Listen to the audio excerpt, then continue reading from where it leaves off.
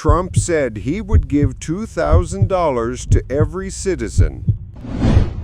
The Third World War could have started, but one phone call stopped it. Saudi Arabia has doubled down on its conditions for recognizing Israel.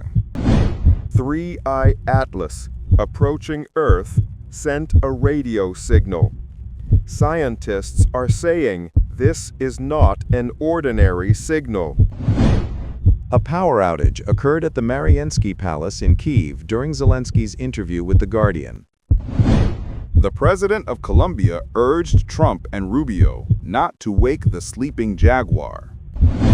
Egypt's secret plan, freedom in exchange for arms, but Hamas disagrees. Trump said he would give $2,000 to every citizen. U.S. President Donald Trump said he would pay a dividend of at least $2,000 to every citizen from revenue generated by customs duties, tariffs. He announced this on his Truth social network. People who are against tariffs are stupid. Right now, we are the richest, most respected country in the world. Inflation is almost zero. The stock market is at record highs. We will take in trillions of dollars and will soon begin paying off our huge $37 trillion debt. Record-level investments are being seen in the USA, with factories and plants being built. A dividend of at least $2,000 will be paid to every person, Trump said. The American leader had nominally announced the idea of distributing money to citizens several months ago. However, he had not outlined specific steps to implement it.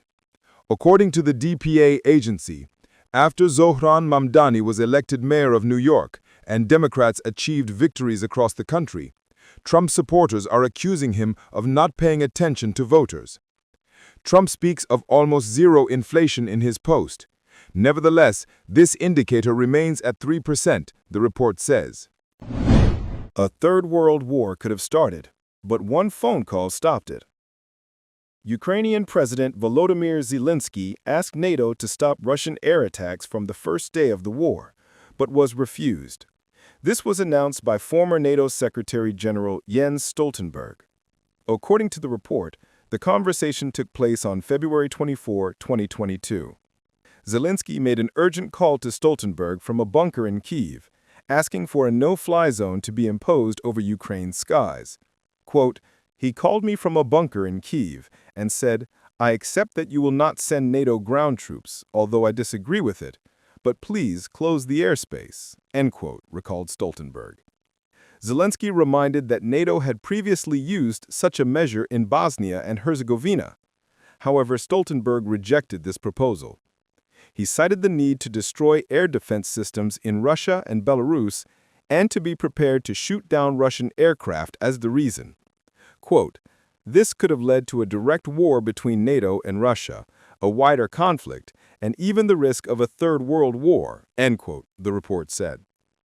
Stoltenberg called the end of the conversation extremely painful. He explained this by saying it could have been Zelensky's last call. According to the former NATO Secretary General, at that time, U.S. President Biden also supported this decision, agreeing not to allow a third world war over Ukraine. Saudi Arabia has doubled down on its conditions for recognizing Israel. U.S. President Donald Trump is expressing hope that Saudi Arabia might establish diplomatic relations with Israel. However, this is not expected to be realized during Crown Prince Mohammed bin Salman's planned visit to the White House this month. This is because Riyadh has toughened its demands for establishing diplomatic relations with Tel Aviv. According to experts, the establishment of diplomatic relations between Israel and Saudi Arabia will lead to significant changes in the Middle East. Specifically, the balance in areas such as diplomacy and security could shift, and the United States' influence in the region might increase. Donald Trump said last month that Saudi Arabia could soon join the ranks of other Muslim countries that established diplomatic relations with Israel in 2020. However, according to Reuters sources, Riyadh has conveyed to Washington through diplomatic channels that its position has not changed, meaning the kingdom will only normalize relations with Israel if a clear roadmap leading to Palestinian statehood is agreed upon. According to sources, Saudi Arabia and the US are conducting coordination efforts before negotiations to avoid misinterpretations of their positions. According to Jonathan Panikoff, former deputy director of the US National Intelligence Council and an expert on the Middle East, MBS is not planning to establish official relations with Israel anytime soon. On the contrary, he might ask Trump for clear and open political support for establishing an independent Palestinian state. 3i Atlas, heading towards Earth, sent a radio signal. Scientists are saying this is not an ordinary signal. Scientists have successfully captured the first radio signal from the cosmic object 3i Atlas, which is moving towards Earth.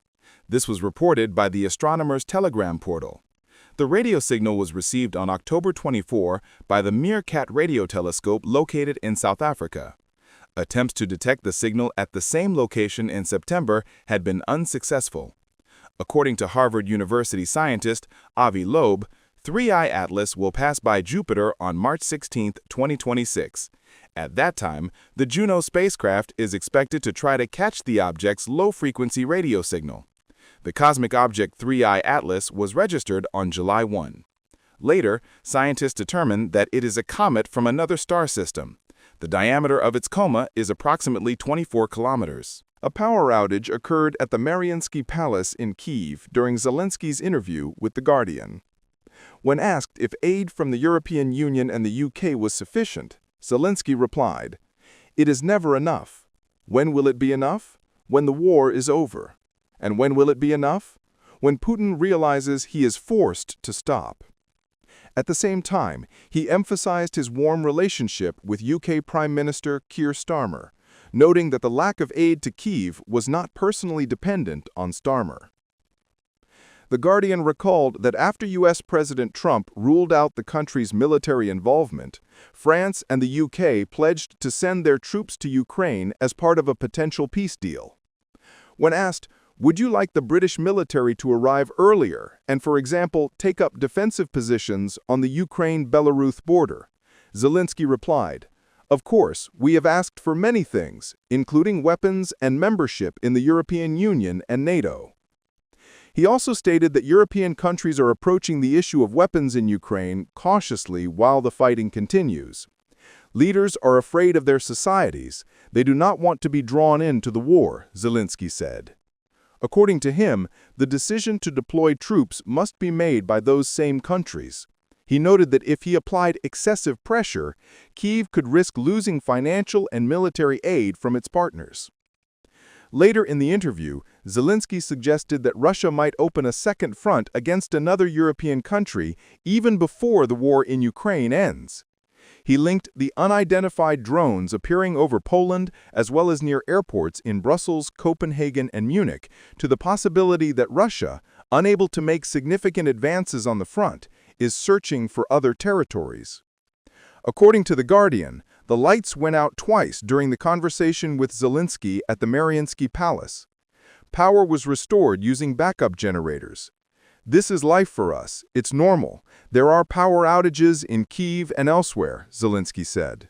Colombian President Gustavo Petro called on United States President Donald Trump and Secretary of State Marco Rubio not to wake the sleeping jaguar. While commenting on the attack of U.S. ships in the Caribbean Sea, Colombian President Gustavo Petro called on United States President Donald Trump and Secretary of State Marco Rubio not to wake the sleeping jaguar.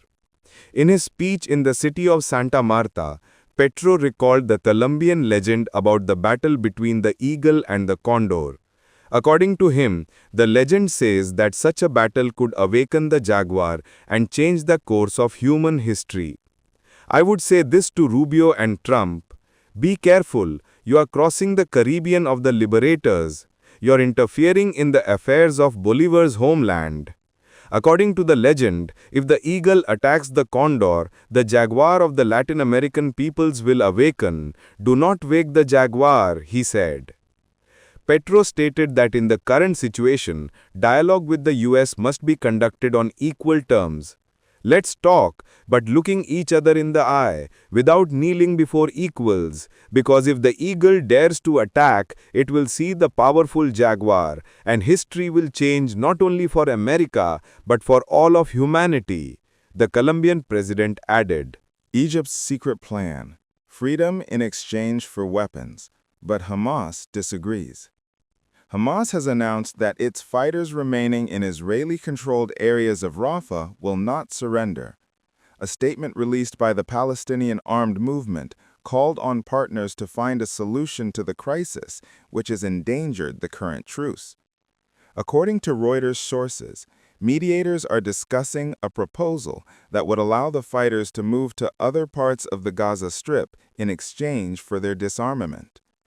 According to Cairo's proposal, the fighters remaining in Rafah would hand over their weapons to the Egyptian army and provide information about the location of underground tunnels. After that, the Egyptians would destroy them.